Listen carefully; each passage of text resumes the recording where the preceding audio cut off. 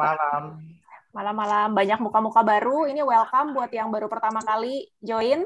Hari ini aku pengen sharing buku yang abis aku baca. Abis aku dengerin, sorry bukan abis aku baca. Abis aku dengerin. Bukunya itu mungkin ada yang udah pernah tahu ya. Kotim udah pernah mungkin ya. The Compound Effect. Itu judul buku toh? Judul buku. Ini judul buku. Kompon itu bukannya biasanya urusan mobil ya? Kompon ya tumble-tumble, itu bener. pakai kompon. Ya. Moles mobil biasanya tuh. Benar. Habis dikompon berarti Habis mengkilap. di kompon dia mengkilap, Lus. Mobil itu, Lus. Boleh. Yes. Jadi compound itu kayak ditumpuk-tumpuk gitu ya, Kotim ya. Coba ini guru bahasa Inggris mungkin mau ditranslate dulu compound. Ya. Ya. Kompon Jadi, tuh dempul. Dempul. Bunga. Iya, kalau Kalau gue kan tukar. bunga berbunga, benar. Kalau bunga berbunga. Compounding ya. Jadi ini adalah judul buku. Bukunya ditulis oleh Darren Hardy ya. Jadi compound effect itu adalah strategi untuk mendapatkan hasil yang besar, namun caranya adalah dengan melakukan hal-hal yang kecil yang seolah-olah hal-hal yang tidak signifikan gitu. Tidak signifikan, tapi karena dilakukan secara terus-menerus, akhirnya hasilnya jadi luar biasa. Kayak misalnya gini deh, kayak misalnya orang pengen ototnya besar. Sekarang, orang mau ototnya besar, apakah bisa dengan datang ke gym satu kali, terus dia seharian di gym, ngangkat beban seberat-beratnya yang dia mampu, misalnya dia di gym 8 jam gitu. Bisa nggak dia langsung ototnya jadi kebentuk gitu? Jadi almarhum, iya, kecapean ya. Dibandingin sama orang yang secara konsisten, dia latihan ya kayak misalnya awalnya 5 kilo dulu gitu. Terus nanti udah semakin terbiasa, dia naikin tuh ke 10 kilo, dia naikin lagi ke 15 kilo gitu. Nanti lama-lama badannya kebentuk gitu. Kayak Johnson tuh ya. Johnson 7 tahun lalu waktu awal-awal join BioGreen kan kurus, nggak ada telur-telurnya kayak sekarang kan. Nah sekarang kan ototnya udah segede gitu. Itu yang namanya compound effect. Jadi buku itu ngebahas mengenai bagaimana kita bisa mengembangkan kebiasaan-kebiasaan yang kecil-kecil untuk menghasilkan hasil yang luar biasa besar gitu. Dia ada wawancara orang yang sukses banget, tapi orang itu nggak mau di expose gitu, nggak mau kayak diwawancara terus dijadiin buku gitu, nggak mau gitu. Jadi dia share aja apa yang dia pelajari selama hidupnya. Jadi orang yang dia wawancara itu usianya di atas 100 tahun. Dan sukses sekali, tajir banget, dan secara kehidupan juga sukses. Maksudnya secara relationship juga sukses. Banyak orang yang sukses secara duit, tapi nggak disayang gitu sama keluarganya karena nggak ada waktu buat keluarga dan lain-lain. Tapi orang ini secara relationship sukses, secara spiritual sukses, secara bisnis juga sukses semuanya gitu. Makanya dia naksir untuk cari tahu gitu. Nah ternyata segampang itu. Jadi pada saat dia mau ketemu si Opa ini udah nyiapin. Ternyata yang tadinya dipikirin si Darren Hardy itu bakalan berlembar-lembar rahasia sukses, ternyata tidak. Ternyata dari satu kertas pun hanya cuma beberapa baris kata-kata aja yang dia tulis. Ternyata segampang itu rahasia suksesnya sampai si Darren Hardy-nya sampai nanya, udah cuma ini doang gitu, kayak nggak sopan ya. Udah siapin waktu, udah di-prepare, udah segini doang katanya. Just this katanya. Jadi memang hal-hal kecil yang setiap hari kita putuskan untuk lakukan, itulah yang akan mengubah hidup kita. Mengubah hidup kita ke arah yang kita mau atau ke arah yang berlawanan disaster. By the way, ini cukup ramai suaranya, aku akan mute dulu semuanya. Ini adalah bab pertama dari buku itu. Gambarnya nggak muncul, sedih banget. Buku pertama itu adalah Slow and Steady Wins the Race. Artinya orang yang lambat tapi konsisten, steady itu konsisten ya, jalan terus. Itulah yang memenangkan perlombaan. Jadi ini perbandingan, ini cerita, kalau teman-teman pernah dengar, kita juga punya cerita kura-kura dan kelinci. Kura-kura dan kelinci disuruh balapan. Si kelinci ini kayak yang, dia gesit begitu, dia cepat begitu, pasti menang lah. Sedangkan si kura-kura kan memang lambat kan, memang lelet dia jalannya. Tapi karena si kelinci itu dia merasa pasti menang, merasa lawannya segitu doang, gitu dia malah jadi nyantai-nyantai, dia malah tidur dulu di bawah pohon. Dan ternyata akhirnya pada saat dia tidur, si kura-kura itu terus jalan dan ngelewatin si kelinci itu sampai akhirnya garis finish. Jadi si yang pemenangnya adalah si kura-kura gitu. Jadi ternyata cerita itu juga ada di kalangan orang-orang bule ya, karena buku ini buku berbahasa Inggris. The Tortoise and Hare. Jadi kura-kura dan kelinci ya. So konsistensi adalah kunci untuk sukses. Bukannya, jadi di buku itu dikasih tahu, bukannya orang yang hebat, bukannya orang yang pinter, bukannya orang yang berbakat, yang talented, yang lebih sukses. Tapi justru orang yang konsisten. Yang mungkin dia sebenarnya biasa-biasa aja, nggak ada kelebihan yang luar biasa, yang secara IQ gimana banget gitu, enggak. Tapi orang itu konsisten. Dia justru menggunakan ketidakmampuan atau ketidakadaannya menjadi kelebihan dia, karena dia merasa dia tidak pintar, makanya dia kerja keras gitu. Jadi secara konsisten, makanya dia jadi sukses. Dan di sini dikasih rumus, di paling bawah ya ada rumus small smart choices. Jadi pilihan-pilihan kecil kita yang smart plus waktu plus konsistensi itu yang akan membuat perbedaan yang luar biasa ya, radical difference.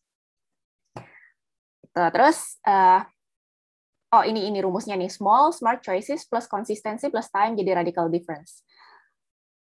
Oke, nah ini ya, ini ada contoh 3 orang. Jadi namanya itu ada Larry, ada Scott, ada siapa gitu lah ya. Jadi ada tiga orang di buku tersebut yang secara awalnya tuh kelihatan dia sama-sama aja lah anak muda gitu ya, anak muda. Tapi mereka memiliki pilihan yang berbeda. Orang yang pertama ini dia tipikalnya yang baca buku, yang dia sebenarnya biasa-biasa aja gitu, nggak ada kelebihan yang luar biasa gitu, tapi dia rajin baca buku-buku pengembangan diri dan lain-lain. Di beberapa bulan pertama dia mengembangkan kebiasaannya itu, tidak ada perbedaan berarti dibandingin sama rekan-rekannya. Ya iyalah ya, misalnya orang kerja sekantor nih, ada yang rajin baca buku sepulang kerja, tapi ada yang lain nonton TV, ada yang lain hangout sama teman-temannya. Mungkin dalam beberapa bulan tidak terlihat hasil yang signifikan perbedaannya. Namun, hasil mulai kelihatan setelah bulan ke-20, teman-teman. Setelah bulan ke-20. Jadi, karena dia rajin baca buku, skill-nya juga beda, kemudian cara mengatasi masalah juga beda, gitu. Sehingga akhirnya dia mendapatkan promosi di kantornya. Gitu. Jadi, itu ya, itu salah satu contoh. Terus juga dari gaya hidupnya. Ada yang sehari-harinya itu, tiap pagi itu selalu makan sereal. Sereal itu kalau teman-teman tahu, sereal bule ya, bukan sereal yang kayak oat yang sehat gimana. Sereal tuh kayak banyak gulanya. Kayak yang kalau teman-teman nonton film-film bule tuh ya, mereka pagi-pagi, aku nggak mau sebut brand, ada yang dari jagung lah, ada yang warna-warni lah, itu ya. Kayak gitu. ya itu bukan aku yang sebut ya. Jadi kayak gitu-gitu sereal gitu. Sebenarnya kan cuma satu mangkok cereal sama susu, udah gitu. Tapi ternyata hitung kalorinya, setiap hari dia ada additional, ada tambahan sekian kalori yang sebenarnya banyak gula sederhananya. Setiap hari. Jadi kalau satu hari itu 300 kalori, kali aja sebulan dia udah ada additional berapa kalori gitu. Sehingga setelah sekian puluh bulan, baru kelihatan berat dia tuh 15 kg lebih berat daripada temannya yang makannya sehat. Yang pagi itu makannya buah, gitu yang sehat ya. Perbedaannya cuma di situ. Kecil sekali. Cuma semangkok cereal. Tapi konsisten tiap hari. Disaster jadinya ya. Setelah sekian lama, jadilah dia gendut. Gitu. Nah, juga kebiasaan-kebiasaan yang lain yang teman-teman bisa baca sendiri di buku ini, hasilnya tuh ya memang beda jauh gitu, tapi tidak di awal-awal. Di awal-awal kayak yang ngapain sih lu repot-repot baca buku gitu, sama-sama udah punya kerjaan yang kurang lebih hampir sama gitu, tapi ternyata hasilnya bisa beda jauh dengan kita membuat pilihan-pilihan smart yang kecil-kecil tapi kita konsisten, dan seraya waktu berjalan itu akan menghasilkan perbedaan yang luar biasa. Jadi compounding effect itu bukannya orang sukses tiba-tiba simsalabim sukses. Bukannya tiba-tiba Ci Erna kerjain BioGreen, tiba-tiba bulan pertama langsung sukses, langsung 200-300 juta sebulan. No. enggak gitu. Tapi itu merupakan compounding effect yang bisa dipredik, yang bisa diprediksi dan bisa diukur. Diukur maksudnya gimana? Ya Ci Erna bisa hasilnya segitu sekarang karena dia sehari itu dia pakai waktunya berapa jam untuk ngurusin bisnis ini. Bandingin sama orang-orang lain gitu yang mungkin cek grup aja belum tentu, mungkin pertemuan aja anggot-anggotan, kadang ikut kadang enggak gitu ya. Jadi hasilnya pasti beda. Tapi yang namanya compounding effect, hasil yang luar biasa itu semuanya bisa diprediksi dan bisa diukur. Hasil dari tabungan ini nih, badan kita itu juga itu adalah compounding effect dari misalnya selama 20 berapa bulan kita dari Maret sampai sampai Agustus ya. Maret ketemu Maret 12 tambah 5. 17 bulan. 17 bulan ini PPKM ya, pelan-pelan kita melar ya PPKM. Nah, itu adalah compounding effect, teman-teman. Beli-beli makanan online gitu ya. Ya, judulnya support teman-teman butuh duit jualan gitu, kita support. Iya, pelan-pelan kita melar akhirnya. Itu adalah compounding effect-nya. Terus kita nggak bergerak sebanyak sebelum PPKM. Kalau dulu mungkin kita banyak keluar rumah gitu, jalan, terus ke mall, lumayan kan bergerak juga. Sekarang kita nggak banyak bergerak, ya udah prediksi aja deh kira-kira badannya jadi apa. Nah kalau kita terusin, tambah lagi 3-4 bulan lagi jadi apa gitu. Jadi itu merupakan compounding effect dari pilihan-pilihan kecil kita. Kita memilih untuk bangun siang karena toh di BioGreen tidak ada jam kerja gitu, atau bangun pagi langsung workout, langsung makan makanan sehat, kulkas kita diisi makanan sehat, itu adalah small smart choices kita. Gitu. Oke. Nah, di buku itu ada disebutkan the most dangerous place. The most dangerous place, tempat paling berbahaya buat orang yang pengen sukses itu apa sih? Ternyata tempat paling berbahaya ini adalah ketika seseorang itu sebenarnya nggak happy sama keadaannya, tapi dia nggak yang segitu merananya sampai dia mau melakukan perubahan. Jadi dia kayak di comfort zone. Banyak orang misalnya sebelum PPKM deh, banyak orang yang kerja kantoran gitu ya. Enak nggak sih kerja kantoran gitu? Mungkin banyak yang ngerasa sebenarnya ini bukan dream life mereka.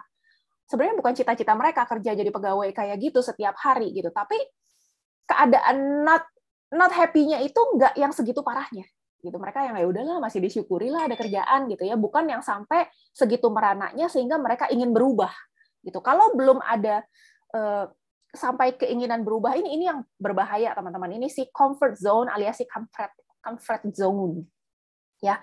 Karena kondisi ini bikin orang nggak berubah. Kondisi ini bikin orang kehilangan harapan dan kehilangan impian. Udah jalanin aja, udah kayak zombie aja hidupnya gitu. Itu adalah the most dangerous place buat orang yang punya keinginan untuk maju, tapi belum sampai gitu, belum ada dorongan untuk berubah. Nah, itu tuh bahaya banget ya. Jadi yang sekarang kayak unhappy tapi segitu doang gitu, nggak ada nggak ngapa-ngapain, nggak berubah, ya itu adalah berbahaya. Kenapa? Karena nggak berasa nanti tiba-tiba waktu udah habis. Game over. Nah, itu dikasih contoh frog in boiling water. Jadi kodok ini pada saat dia mau dimasak, dia dimasukin ke airnya masih dingin. Airnya masih dingin, dia nggak ngerasa ini bahaya dan dia harus keluar gitu. Terus airnya pelan-pelan jadi anget, dia malah enjoy di situ, comfortable ya. Dia enjoy anget-angetan di situ. Udah berasa berlibur nih ya. Airnya anget, tapi dia nggak sadar kalau ternyata kenyamanan dia ini dia nggak melakukan perubahan. Akhirnya si panci itu kan kena api terus, tambah lama tambah panas sampai di posisi yang badan dia nggak bisa adjust lagi sama kenaikan suhu itu, tapi dia sudah tidak punya energi lagi untuk loncat keluar dari panci. Gitu. Nah, itu ini bahayanya comfort zone ya, jangan sampai kita jadi kayak kodok yang lagi direbus.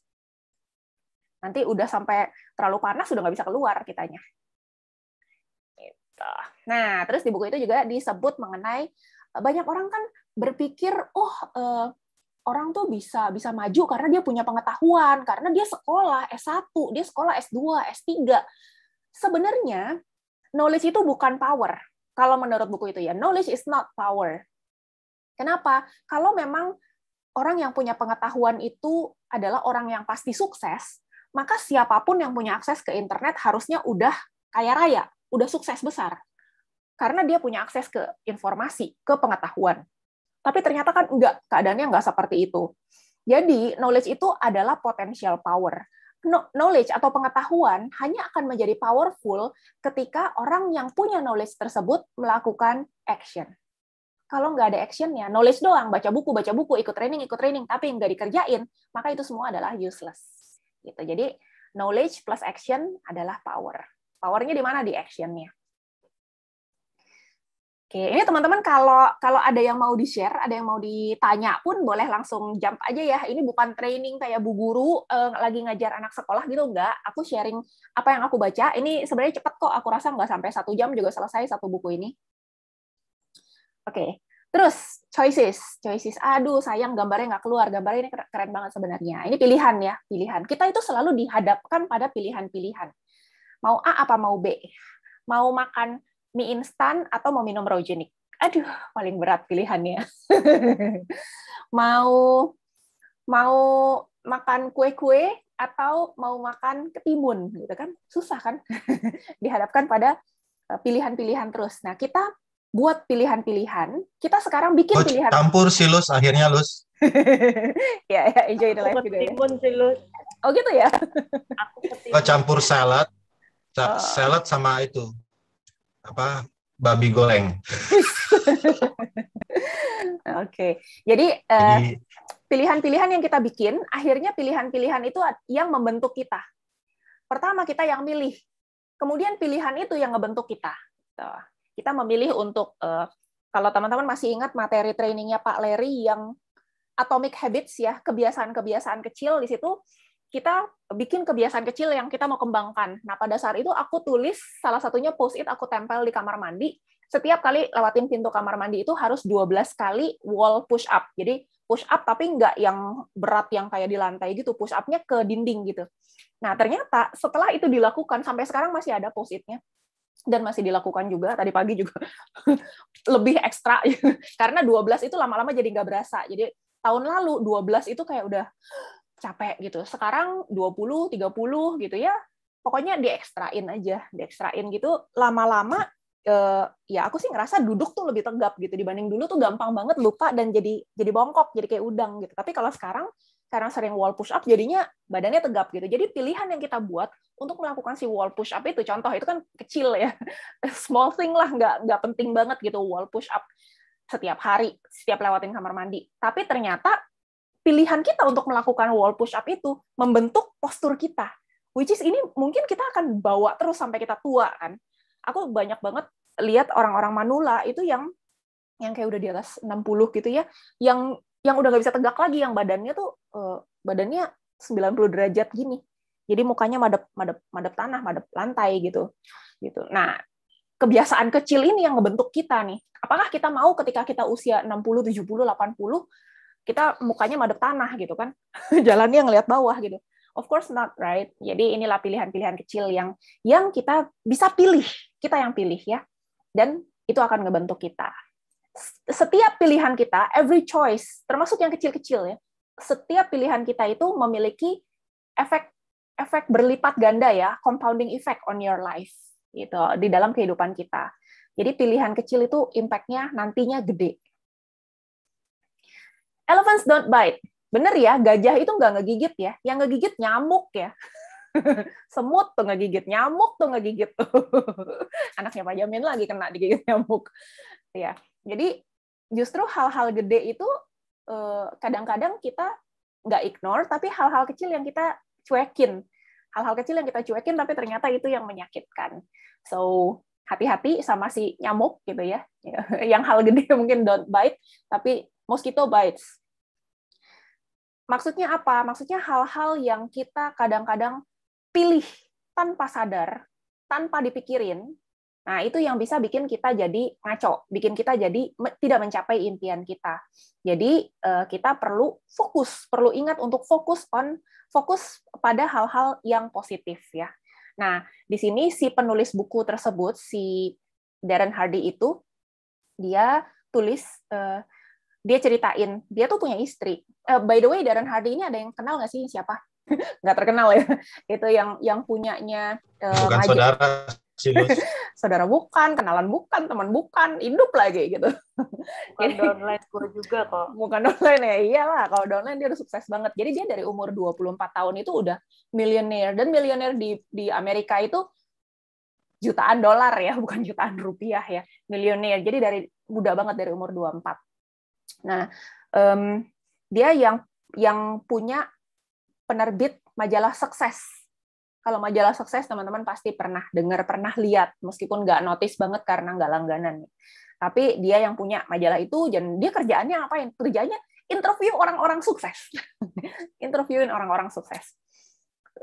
Di situ, di buku itu dia cerita, hubungan sama istri tambah lama itu tambah nggak ada apa ya, tambah redup lah ya, tambah kurang hot gitu. Nah, kenapa? Karena mulai tidak menghargai, tidak menganggap spesial effort dari pasangannya masing-masing, dari istrinya gitu. Jadi kayak dia kasih hadiah ulang tahun ke istrinya mobil BMW gitu, menurut dia udah gede kan, tapi istrinya ya biasa aja gitu, karena emang lakinya tajir kan, kasih BMW ya biasa aja. Coba ya kalau kita dikasih BMW ya. Nah, akhirnya si suaminya ini dia melakukan perubahan. Dia memutuskan untuk bikin jurnal yang setiap harinya, dia kan sibuk banget, setiap harinya dia alokasikan waktu untuk menulis satu hal yang dia rasa bersyukur atas apa yang dilakukan atau apa yang dikerjakan sama istrinya di hari tersebut. Kadang-kadang nggak penting. Jadi ini rahasia ya, dia diam-diam nulisnya ini. Si Thanksgiving Journal ini dia diam-diam tulisnya selama 1 tahun penuh, setiap hari dia diam-diam nulisin satu hal yang dia grateful atas istrinya itu. Misalnya dia tulis hari ini istrinya masaknya enak, hari ini istrinya dandannya cakep, hari ini istrinya bersihin rumah gini, hari ini istrinya kelihatan sayang banget sama doginya, hari ini istrinya bla bla bla gitu. Dan setiap hari dia tulis itu selama 1 tahun penuh. Ketika Thanksgiving di Amerika tuh ada perayaan Thanksgiving-nya, dia kasih hadiah jurnal tersebut kepada istrinya, dan istrinya yang sampai terharu gitu, dan kata istrinya itu adalah hadiah terbesar yang pernah dia terima gitu. Bayangin, cuma tulisan tangan gitu, jurnal harian yang mengenai si istrinya itu yang ditulis setiap hari, itu jauh lebih bernilai daripada mobil BMW yang baru aja dia terima beberapa saat sebelumnya sebagai hadiah ulang tahun dari suaminya. So, segitu gedenya. Segitu pentingnya juga fokus pada aspek-aspek yang positif ya. Nah, kebanyakan orang tidak dengan sengaja memikirkan hal-hal positif ini, tidak dengan effort tertentu berfokus pada hal positif gitu, sehingga ya jalanin hidup ya begitu aja gitu. Gerutu lah, aduh gimana sih ini PPKM nggak kelar-kelar, aduh gimana sih ini vaksin berantakan begini, nggak diatur jaraknya gini, aduh gimana sih ini pengelola apartemen gue, bla bla bla, pokoknya banyak komplain-komplain gitu. Tidak berfokus pada hal-hal yang positif gitu. Jadi kebanyakan orang memang seperti itu karena kebanyakan orang juga tidak baca buku. So ini kita diingatkan untuk jangan jadi orang yang kayak orang yang tidur sambil jalan gitu ya, nggak mikirin, nggak mikir gitu, sleepwalking, nggak tahu apa yang sedang dilakukan, kayak mindless, kayak autopilot aja. Kadang ada ya yang autopilot. Dulu aku waktu kerja kantoran sering autopilot nih. Jadi kayak otaknya nggak benar-benar kerja, aku nyetir pun selamat nyampe kantor, selamat nyampe rumah lagi, tapi karena kecapean, nggak berapa dipikir gitu loh, nggak tahu bahwa, oh iya hari ini lewat sini, nggak dipikirin, udah tinggal follow the ways, terus udah nyetir aja, udah kayak zombie lah, benar-benar gitu. Nah sekarang, karena kerjain bisnis ini jauh lebih banyak waktu, lebih banyak baca, jadi lebih sering diingatkan, lebih conscious ya, lebih sadar atas pilihan-pilihan setiap hari apa yang dilakukan. Gitu. Oke. Nah, ini ada beberapa step untuk bagaimana caranya mengembangkan si pilihan-pilihan kecil yang akan menjadi compound effect itu. Jadi pertamanya adalah preparation atau persiapan. Persiapan ya, seberapa penting sih persiapan? Jadi ada peribahasa di sini, gambarnya nggak nongol semua, I don't know why. Persiapan itu, yang namanya hoki, ini teman-teman mungkin ada yang pernah dengar ya, yang namanya hoki itu bukannya kayak garis tangan gitu, bukan. Hoki itu adalah kesempatan yang bertemu dengan persiapan. Jadi kesempatan itu, opportunity itu datang, dan kitanya juga dalam kondisi yang siap. Kalau kita tidak ada preparation, kitanya tidak siap, maka hoki itu nggak ada. Karena kesempatan datang, kita nggak ready, kita nggak siap sama kesempatan tersebut. Gitu. Contoh, salah satu mungkin kesempatan hoki itu datang pada saat, paling gampangnya adalah pada saat aku lihat peluang bisnis BioGreen. Itu bisa dibilang itu hoki. Kenapa? Karena 10 tahun hidup aku gitu-gitu doang, kayak nggak ada masa depan. 10 tahun lebih kerja doang, uli doang.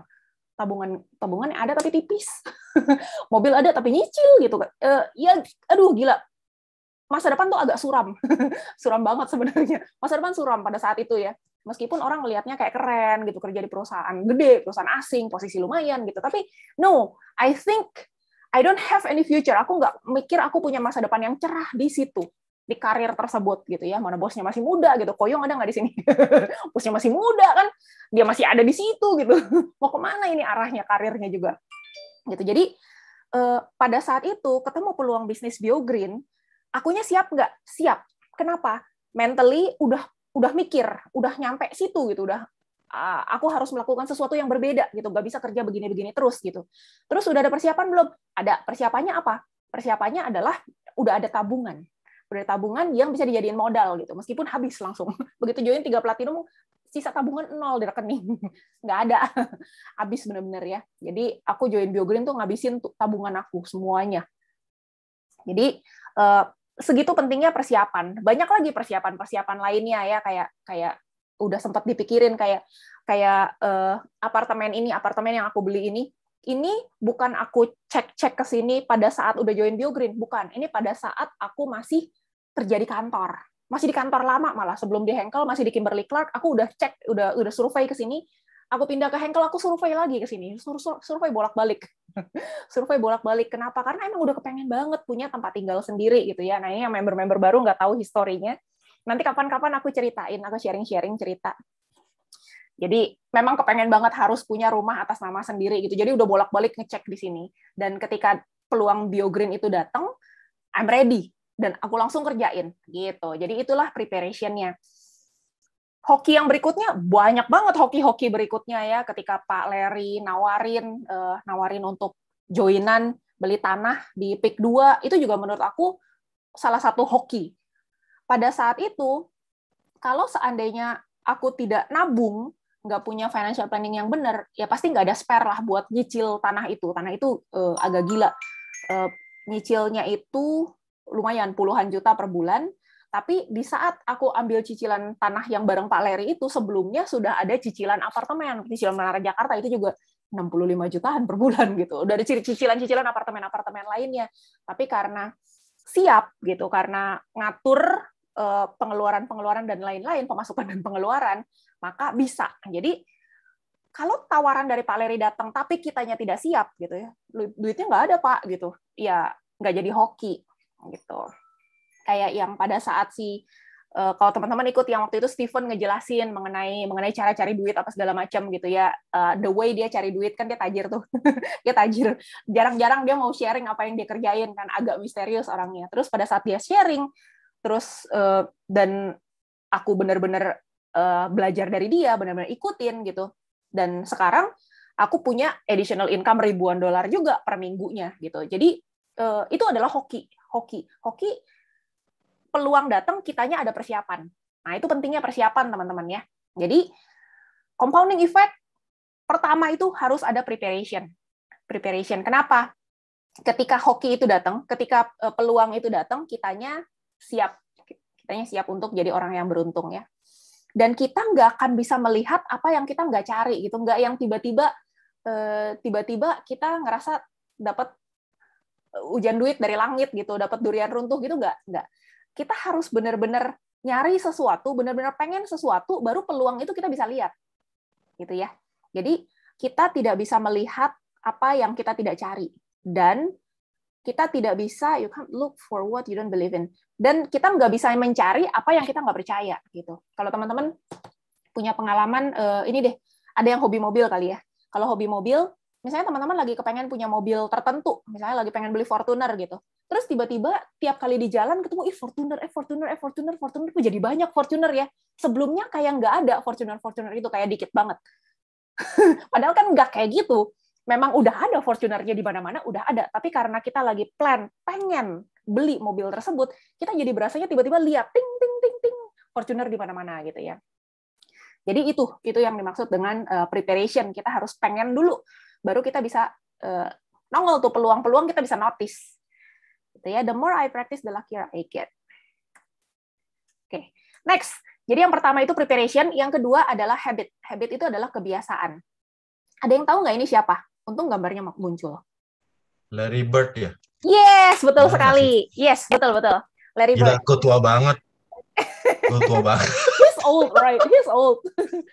Ya, jadi Larry Bird ini salah satu pemain basket terbaik di dunia. Sampai saat ini dia masih terkategori sebagai salah satu pemain basket terbaik di dunia. Background-nya apa? Background-nya dia bukan dari keluarga atlet. Dia keluarga susah, keluarga broken home yang emaknya aja bunuh diri gitu.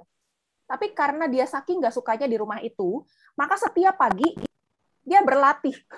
Jadi pelarian sebenarnya, basket itu pelarian. Setiap pagi sebelum berangkat sekolah, dia lempar bola basket ke ring itu 500 kali. Tiap hari. 500 kali. Kebayang nggak seberapa presisinya lemparan dia akhirnya? Karena latihan dia itu orang-orang lain nggak lakukan itu. Orang-orang lain tidak berlatih sebanyak dia. Akhirnya dia menjadi master dari shooting, dari dari ngelempar bola basket itu. Lemparan dia precise banget. Mau ngepas ke pemain lain, mau langsung masuk ke ring, mau kemana, lemparan dia luar biasa pas gitu. Jadi akhirnya dia bisa jadi pemain yang luar biasa dan bisa jadi pelatih juga. Itu adalah hasil dari hal yang dia lakukan terus-menerus, repeatedly ya, berulang kali. 500 kali throw sehari setiap pagi, bayangin aja. Ini di luar latihan sama tim, of course, di luar latihan sama timnya. Ini dia sendirian doang. Gitu. Jadi kebiasaan segitu pentingnya. Kebiasaan segitu pentingnya ya. Banyak orang yang bilang, aduh, gue nggak punya ini, nggak punya itu, gitu ya. Aduh, gue nggak punya sepatu, kayak misalnya buat lari deh, gue nggak punya sepatu lari. No, bukan sepatu larinya yang bikin orang tersebut hebat, tapi habitnya. Pasti teman-teman pernah dengar lah ya cerita-cerita yang orang-orang yang susah gitu, yang pelari yang nggak punya sepatu lari gitu, tapi akhirnya dia bisa jadi juara dan ya akhirnya dikasih sepatunya dan lain-lain. Itu semua yang membentuk dia jadi juara bukanlah sepatu yang hebat, bukanlah sepatu larinya, tapi habitnya. Oke, next adalah goals. Yes, many times kita ngebahas mengenai betapa pentingnya sebuah tujuan, betapa pentingnya sebuah goal ya. Kalau kita nggak tahu apa yang kita kejar, maka peluang datang pun kita nggak notice gitu kan. Kayak yang tadi kita bahas. Jadi segitu pentingnya tujuan, kita harus tahu kita tuh sebenarnya pengennya apa, clear. Pengennya apa? Kita pengen hidup yang seperti apa? Goal itu bisa berupa pain, bisa berupa gain. Pain itu ada orang yang tidak ingin mengalami kesusahan tertentu. Gain itu ya dia pengennya seperti apa gitu. Terserah lah, ada yang tipikalnya lebih mudah terangsang sama pain, ada yang lebih mudah tertrigger sama gain, ya terserah. Kalau aku lebih suka gain sih, aku lebih suka dapat sesuatu yang aku mau gitu. Tapi ada orang-orang yang gue nggak mau susah, gue nggak mau begini, gue nggak mau begini. Oh, Valeri termasuk tuh. Gue nggak mau miskin gitu, udah kapok miskin gitu. Nah itu goal itu benar-benar bikin dia jadi seperti sekarang. Jadi kita harus tahu kehidupan seperti apa exactly yang kita pengenin.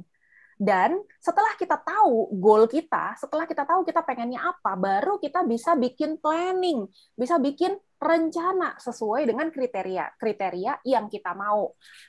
Nah, sebenarnya banyak contoh orang-orang sukses yang punya goal ya. Tapi karena aku abis nonton serial drama mengenai, ini mungkin ada yang tahu ini siapa, kuburannya siapa, dan ini di mana? Terakota ya. Yes, betul. Iya, di Xi'an ya.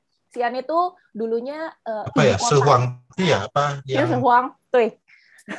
Sehuang kaisar pertama, kaisar pertamanya Cina. Kaisar pertama yang menyatukan daratan Cina segitu gedenya gitu. Jadi dulunya Cina itu benar-benar terpisah-pisah. Jadi masing-masing kayak ada warlord atau tuan tanahnya yang masing-masing punya kekuatan sendiri gitu. Terus ya ada kayak raja kecilnya gitu, nggak pernah bisa bersatu. Nah, akibatnya apa? Akibatnya karena raja-raja kecil ini saling bersaing, akhirnya rakyatnya menderita gitu kan, perang terus, nggak damai-damai kan, sama negara tetangga bersinggungan, perang lagi, udah barbar banget dah. Nah, akhirnya si Qin Shi Huang ini dia punya cita-cita yang dari kecil, dari dia masih bocah. Ini Cita mungkin udah nonton serialnya Qin Dynasty ya. Dia memang punya cita-cita untuk menyatukan semua daratan Cina. Itu sebuah cita-cita besar yang even bapaknya, siapanya, itu bapaknya aja nggak berani gitu. Kayak yang cita-cita lu tuh kelewatan gitu loh, terlalu nggak masuk akal karena bapaknya aja ngewarisin kerajaan. Qin itu termasuk yang terbesar. Tetap nggak bisa menaklukkan kerajaan-kerajaan lainnya. Waktu itu ada 6 kerajaan, ada 6 kerajaan, jadi ada 5 lainnya yang cukup kuat-kuat juga. Ada Chao lah, ada Han lah, ada yang lain-lain gitu. Nah, ketika bapaknya meninggal, dia jadi raja. Nah, dia benar-benar kerja keras. Dia cuma dalam waktu sekitar 10 tahun. Jadi dari dia jadi raja sekitar 30 tahun umurnya, 30 tahun sampai dia umur 40 tahun, dia matinya muda. Cuma 10 tahun berkuasanya. Matinya muda karena pertama kecapean juga, terlalu ambisius. Terus kedua dia keracunan merkuri. Jadi dia kepengen bisa hidup terus. Dia suruh tabib-tabib mencari obat apa yang bisa bikin dia hidup terus. Akhirnya dikasih merkuri, mati dia. Dan kuburannya ini kuburannya asli gede banget. Kuburannya ini itu banyak merkurinya, banyak racunnya. Sehingga kalau orang mau ngegali, mau nyuri, mau bongkar makamnya dia, itu banyak yang mau nyoba tapi keburu mati duluan gitu. Jadi masih utuh ini makamnya. Terus dia juga punya visi misi yang begitu besar. Dia nanti kalau mati itu, jadi dia udah mikirin, masih muda ya, masih 30-an, dia udah mikirin kalau dia mati, dia pengen dijagain sama tentara-tentara ini. Jadi ada ribuan tentara terakota ini dari tanah ini yang ada di kuburannya dia, ngejagain dia. Dan ini benar-benar dibikin secara precise. Aku nonton di Natural Geographic ya. Iya, benar, Natural Geographic. Ini ternyata ya, ini orang itu bukan moldingan dari pabrik gitu, sehingga bentuknya sama semua. Enggak, ini masing-masing itu bentukannya, mukanya, ekspresinya semuanya beda-beda.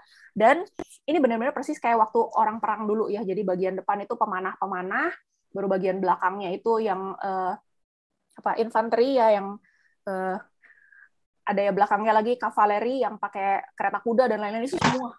Jadi benar-benar dia udah mikirin sampai sedetail ini. Dan yang dia kerjain itu benar-benar sampai sekarang ada hasil kerjanya. Padahal udah 2000 tahun lebih. Can you imagine? Jadi kayak dulu banjir melulu, Sungai Kuning itu banjir melulu. Jadi dia minta dibangun bendungan, dam.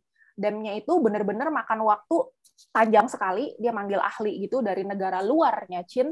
Itu benar-benar cita-cita dia tuh gila gede banget gitu. Bukan cuma menaklukkan negara-negara lain jadi satu, tapi juga mengatasi banjir, terus dan lain-lain lah. Itu banyak banget. Kalau teman-teman pengen tahu, bisa daripada nonton yang drama-drama Korea atau drama apa yang fantasy, kalau aku sih lebih rekomen nonton yang historical kayak gini ya. Memang kita bukan hidup di masa sejarah, tapi banyak hal yang kita bisa pelajari, banyak yang inspiring dari orang-orang sukses yang di masa lalu gitu, yang bukan karena as easy as internet ada gitu. Orang dulu tuh beda banget kerja kerasnya. So, ini orang yang menurut aku secara goal amazing, luar biasa. Goalnya dia tuh amazing banget, dan dia super strong, dia super inget sama goalnya dia. Jadi kayak dia pengen naklukin 6 negara, itu benderanya, waktu awal dia naik tahta, dia suruh pejabat dia untuk cari bendera dari masing-masing negara yang mau dia taklukkan. Dia taruh di ruang kerjanya, bendera. Jadi kalahin satu, copotin tuh bendera. Kalahin satu, copotin tuh bendera. Kalahin satu, copotin tuh bendera, sampai 6-6-nya copot itu bendera. Gitu. Segitunya goal settingnya. Itu kalau aku nonton serialnya tuh yang benar-benar merinding sih, gila banget goalnya. Gitu. Itu salah satu aja teman-teman ya. Sebenarnya banyak lagi kok yang lain, kayak yang kalau Kalau yang suka nonton Three Kingdoms, Cao Cao juga ambitionnya kayak apa, Liu Bei juga ambitionnya kayak apa, dan gimana mereka mewujudkan ambisi masing-masing itu juga luar biasa sih. But one of my favorite sih ini, Shin So Kwang. Oke, terus berikutnya, tadi kalau teman-teman ini biar nggak lupa ya. Ini track preparation, track progress, pindahin deh ke belakang, tadi aku kelewat, sorry. Track progress. Ini di belakangnya, sini deh. Oke. Present. Tadi preparation udah ya, persiapan. Terus kebiasaan. Karena kita melakukan itu berulang-berulang kali, jadinya jadi kebiasaan. Terus harus punya goal. Terus menjadi behavior akhirnya. Behavior ya. Behavior itu sikap kita.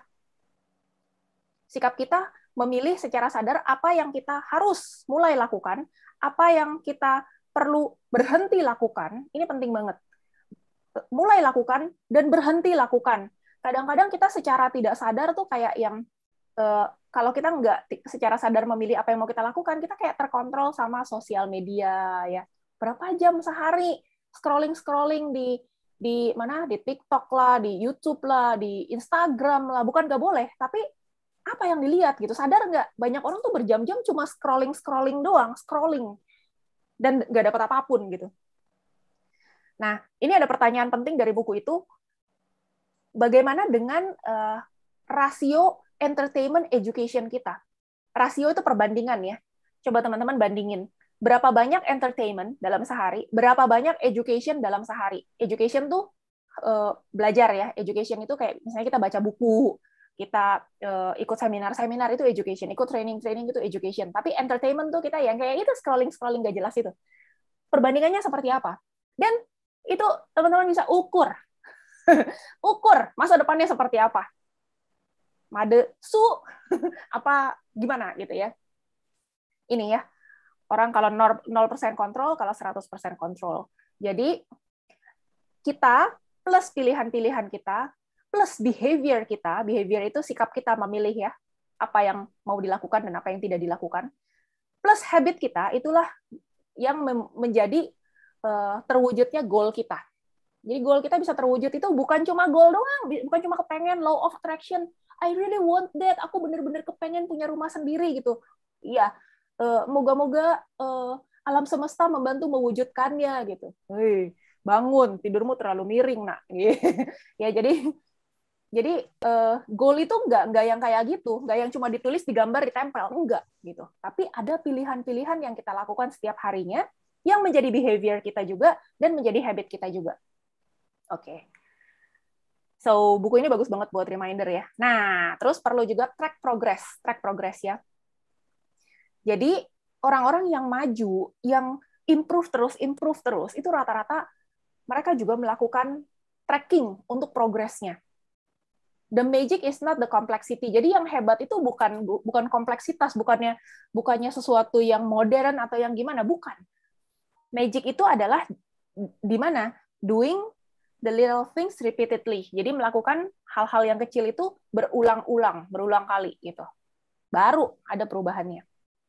Nah, successful people, orang-orang sukses mau melakukan, willing to do apa yang orang-orang tidak sukses nggak willing to do, nggak kepengen lakukan gitu. Jadi orang-orang sukses itu mau melakukan hal-hal yang orang-orang lainnya nggak mau lakukan. Termasuk apa? Termasuk tracking progress. Bayangkan orang-orang yang tadinya kerja kantoran, terus tiba-tiba ngerjain bisnis jaringan, tiba-tiba bebas, merdeka, berdaulat, tidak ada target, tidak ada bos. Nggak ada yang nge-track progresnya, nggak ada yang minta-minta laporan bulanan, nggak ada yang minta-minta achievement lo berapa, sales lo berapa, MTD lo berapa gitu, nggak ada yang nanya di sini. But do you track? Apakah kita masing-masing nge-track progress kita on the way ke pencapaian goal kita atau enggak? Nah, itu masing-masing kita.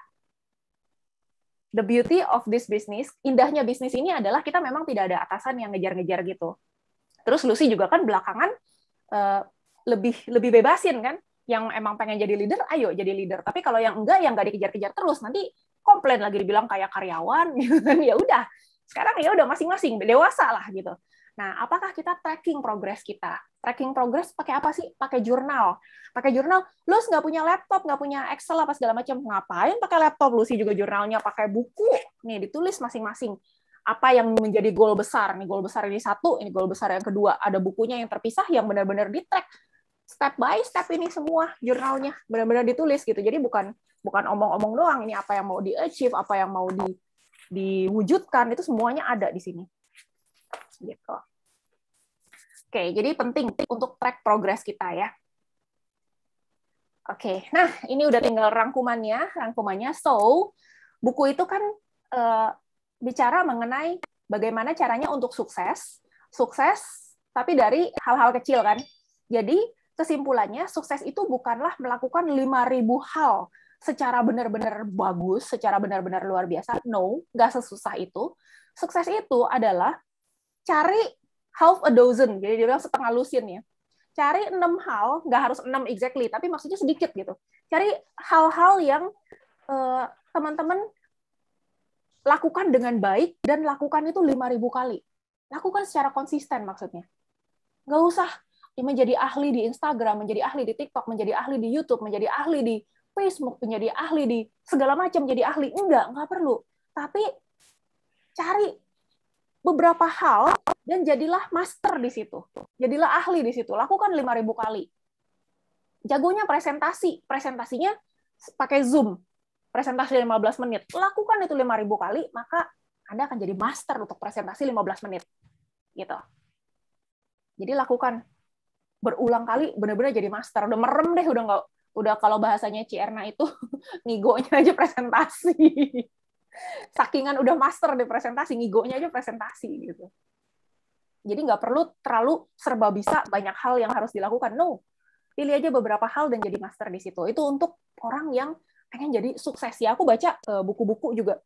Kayak ini aku belum selesai bukunya Mokhtar Riyadi. Ini yang dia akhirnya terkenalnya jadi banker. Sebenarnya banyak usaha yang pernah dia lakukan, tapi dia salah satu pendiri Bank BCA. Akhirnya dia punya Bank Lipo. Dia juga yang ngebenahin Bank Buana dulunya sebelum BCA ya, dia Buana dulu yang dia kerjain, dan beberapa bank lainnya udah ahlinya banker. Meskipun banyak orang bilang dia adalah masih konvensional, masih ngurus banknya, perbankannya kayak encek-encek gitu, but dia sukses. Meskipun encek gayanya, dia sukses. Kenapa? Karena suatu hal yang dia kuasai itu dia lakukan berulang kali. Dan dia training, dia duplikasi ke karyawan-karyawannya berulang kali gitu. Aku sampai mark di sini. Wow, ini ternyata cara duplikasi itu bukan hanya di bisnis network marketing, tapi juga di kayak perbankan ya, di bisnis konvensional ya. Ini aku bacain dikit nih. Dalam pengembangan usaha, kader baru harus dibina terus berdasarkan SOP sebagai tenaga penerus. Nah, ini baru yang SDM biasa, tapi kalau dia cara ngedidik kepala cabang bank, itu beda lagi. Kepala cabang itu benar-benar belajar langsung sama dia. Karena urusannya beda, dia harus dapetin nasabah-nasabah yang benar-benar bikin daftar nama. Namanya itu bukan sembarang daftar nama, tapi kayak pengusaha-pengusaha paling top di kota tersebut yang ngurus 6 bidang usaha ya. Kayak dulu kan pakai pabrik tepung terigu, pabrik rokok, kayak gitu-gitu. Jadi dia udah pilihin segmennya apa, daftar namanya. Jadi very targeted, dan itu terduplikasi dengan benar, dia lakukan terus berulang kali. Itu kunci sukses dia. Kunci sukses sih encek. Gitu. Yang mungkin orang-orang zaman sekarang lihat masih sistem pembukuan dia masih zaman dulu punya, kalah sama bank-bank lain yang udah go digital dan lain-lain. No, he's successful in his way ya. Oke. Terus, kunci sukses apa jadinya? Kunci sukses itu adalah apakah kita belajar setiap hari, improve setiap hari ya, learning every day, growing every day. Apakah kita being challenged ya, being challenged itu menerima tantangan ya. Menerima tantangan setiap hari gitu ya. Jadi ini adalah kunci sukses. Kalau kita tidak belajar setiap hari, ini di bawah aku tulisin. The day it stops happening. Ketika ini semua berhenti, kita berhenti belajar, kita berhenti baca buku, kita berhenti improve, berhenti bertumbuh, the world is gonna turn in the wrong direction for you. Jadi hasilnya nanti berkebalikan dengan apa yang kita harapkan. Gitu. Kayaknya udah deh materinya. Iya, kayaknya udah slide terakhir ini. Oke, benar slide terakhir. Ini sebenarnya aku siapin gambar loh, teman-teman. Kayak bukunya dikasih gambarnya tapi nggak muncul tadi ya. Kayaknya internetnya yang kurang oke. Bentar, aku stop share dulu. So, itu teman-teman sharingnya hari ini. Berapi-api ya. Emang gitu, kalau cerita mengenai buku yang habis dibaca emang kayak gitu tuh. Berapi-api. Tapi semoga teman-teman mendapatkan sesuatu hari ini, mendapatkan reminder, mendapatkan poin-poin yang pengen dipraktekin, dan semoga bermanfaat. Ada teman-teman yang mau sharing juga? Itu tadi yang soal apa? Tadi yang Lucy soal pasangan itu ya. Yang dia bikin buku tentang grateful Gratitude. apa itu ya. Yeah. Jadi saya teringat gratitude itu apa kalau yang nanti, tapi ini buku masanya nggak ada di Indonesia ya, cuma ya coba aja lah. Di Scripps ada, itu buku bagus dan simple sekali. Jadi ini khusus untuk yang udah married ya, tapi dia ada versi yang untuk yang sudah punya anak. Jadi judul bukunya itu Love Dare. Itu jadi isinya itu pendek-pendek. Jadi dia tiap hari itu Love Dare itu isinya 40-day challenge. Jadi dia kasih kita tantangan selama 40 hari gimana harus mengasihi pasangan kita. Terlepas kita lagi moodnya oke apa enggak, dan itu susah banget. Tapi kalau bisa 10 hari aja ya, itu your life is different loh. Yes, your marriage is different. Pastinya. Ada salah satu tantangannya itu kita nggak boleh ngomong jelek. Maksudnya kita lagi sebelah pasangan nggak boleh. Dia mungkin lagi marahin kita nggak boleh. We cannot complain, dia bilang. Brace yourself. Yes. Aduh, itu susah banget. Yes. Nah, itu bagus. the beauty itu of bagus. Thank you, Kotim. The beauty of orang yang baca buku juga adalah kita pasti punya hubungan yang lebih baik dengan orang-orang lain. Kenapa? Karena ketika orang lain melakukan tindakan tertentu, kita tuh bisa relate gitu. Oh iya, buku ini ngomong gini. Jadi bisa lebih wise, lebih bijak gitu ya, meskipun kita lebih muda gitu. Kalau orang yang nggak baca buku, itu bisa jadi apa yang dia mau, udah itu aja gitu. Dia nggak peduli lah orang lain mau gimana gitu kan. Nah, biasanya kalau di MLM kayak gitu, kita ketemu downline marah-marahin kita, apa segala macam, kita udah tahu, oh itu dia nggak baca buku gitu. Jadi kita juga nggak dendam gitu kan. Tapi kalau kita pengen maju, salah satu remindernya adalah ya kita harus baca buku, harus improve. Dan perubahannya itu akan luar biasa besar. Ingat loh, modul 1 trainingnya Pak Larry, kalau networker mau sukses itu tidak boleh gampang tersinggung. No hard feeling. Kalau manusia biasa yang nggak baca buku susah itu. Apalagi kolerek ya. Maunya menang sendiri lagi. Waduh, gawat. Thank you, Kotim. Cita, ada yang mau di-share? Erna? Atau Chris? Cilusi? Saya share sedikit ini sih, Bu. Kebetulan kemarin kan saya ada klien, terus dia kan ternyata ada masalah tentang tiroid. Nah, terus kebetulan saya sih tawarin kan, ini saya ada produk nih yang mau dicoba nggak? Dia bilang, karena dia sempat nyelenting mahal juga dia punya pengobatan, dan dia udah sekitar 6 tahun gitu loh, dan tiroidnya gitu-gitu aja, naik turun, dan ya gitu-gitu aja deh, dia bilang gitu kan. Sembuh enggak, ada perbaikan ya enggak juga, kata dia kayak gitu kan. Terus sampai pas saya tawarin, lucunya dia bilang kayak gini, dokter punya produk mahal nggak, katanya kayak gitu kan. Nah, sebelum saya bilang mahal, saya tanya dulu, mahalan mana nih kalau sama pengobatan yang selama ini ibu sudah lakukan gitu. Orangnya sih lebih muda dari saya, jauh lebih muda sih. Terus dia bilang ya lumayan mahal, bahkan dia cerita ya, kalau kondisinya dia tuh dia sempat benar-benar menghemat untuk tidak melakukan tes tiroidnya dia, dan dia sempat sakit karena itu gitu. Akhirnya mau nggak mau dokter nganjurin kamu harus tes sebulan sekali minimal gitu. Dan obat-obatnya juga nggak murah kan. Nah, yang lucunya sih, ya untung sih karena saya udah ikut training, baca buku.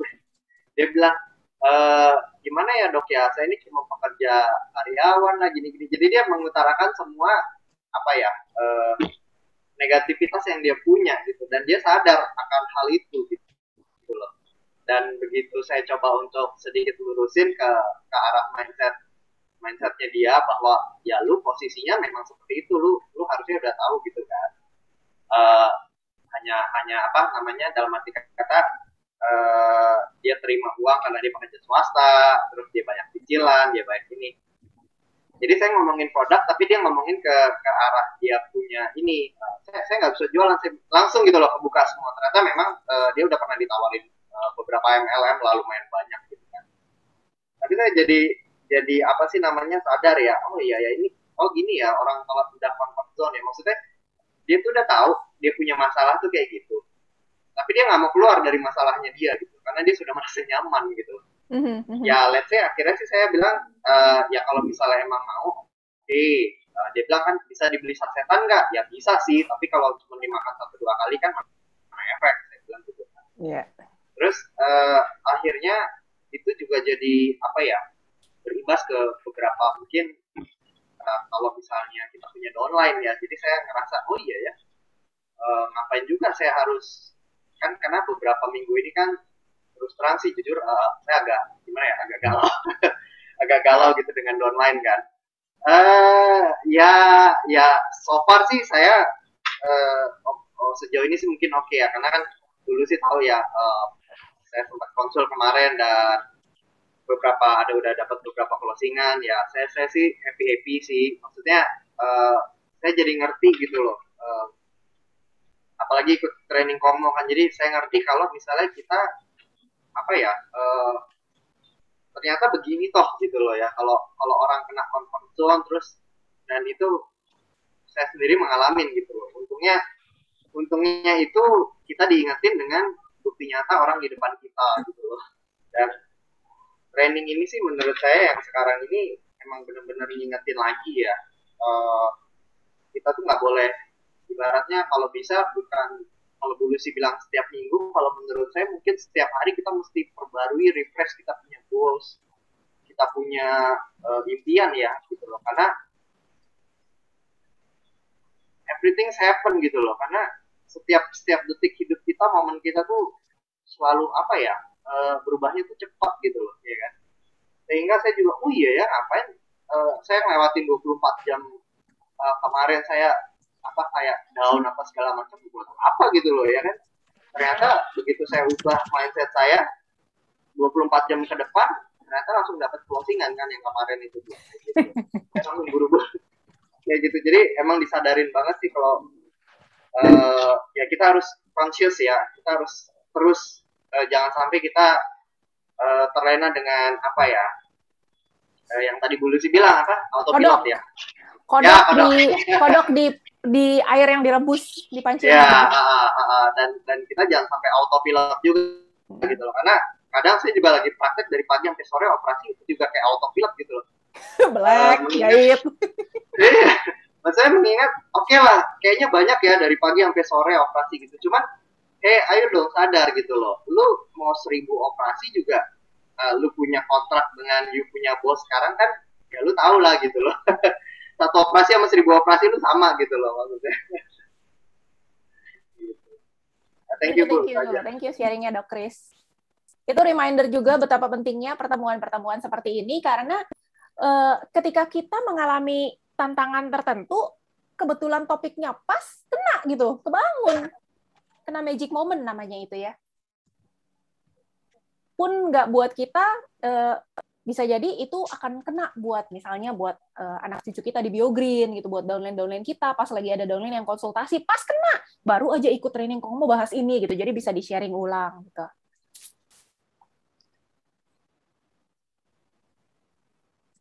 Ada lagi mungkin yang lain? Ini bukunya yang tadi di-share sama Ko Timothy udah ditulis ya di chat ya, itu ada penulisnya juga. Love There by Stephen Kendrick.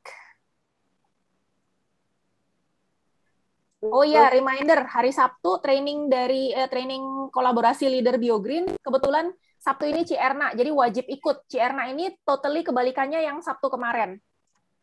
Jadi kalau Sabtu kemarin itu, iya, totally kebalikan. Jadi kalau yang Sabtu kemarin itu gayanya memang kalem banget, tapi in some ways jaringan beliau di Bali itu 80% member itu jaringan beliau dan sejalan. Gitu. Jadi mungkin gayanya agak beda dengan gaya kita di Jakarta yang dynamic, yang cepat gitu ya. Tapi it works di sana gitu. Nah, hari Sabtu ini gayanya Jakartans and Surabayans. Nanti Sabtu ini Caro. harus ikut. Ini pasti cocok sama kita. Bonek. Ayo, bonek. Ini wajib banget ikut. Kemarin itu siapa yang bertahan sampai akhir? Itu aku cek ya. Masih setengah jam lagi, tinggal 11 loh anak sini loh.